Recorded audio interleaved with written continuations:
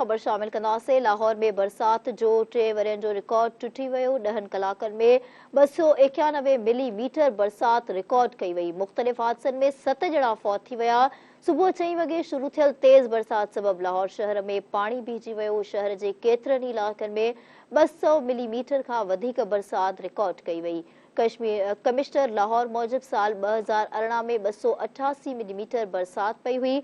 गुज़िरियल 3 वरियनि में एतिरी घटि वक़्त में 291 मिलीमीटर बरसात नाहे पई। बरसात दौरान मुख़्तलिफ़ वाक़िअनि में 7 ॼणा फौत थी विया। रेस्क्यू अमलदारनि मूजिब मिस्री शाह में बरसात सबबि घर जी छत किरण सबबि हिक ॿार समेत 3 ॼणा फौत थी विया। फौतनि में नवाज़िश, कुलसूम ऐं असद शामिल आहिनि। ॿिनि मुख़्तलिफ़ वाक़िअनि में 3 ॼणा हयातियूं विञाए वेठा। लाहौर में तेज़ बरसातूं 3 सालनि जो रिकॉर्ड तोड़े छॾियो। शहर जा रोड तलाउ में तब्दील थी विया ऐं बिजली जो निज़ाम दरम भरम थी वियो। लाहौर जे कैनाल रोड ते कैनाल जो पाणी रोडनि ते अची वियो। कैनाल जे पाणी सां गॾु मच्छूं बि रोडनि ते अची वियूं। MDA water and sanitation agency वासा मूजिब मौसमी तब्दीली ऐं मॉनसून जी शुरू थियण सबबि लाहौर में बरसातुनि जो सिलसिलो जारी आहे, जंहिं सबबि शहर में 10 कलाकनि दौरान रिकॉर्ड बरसात पई आहे।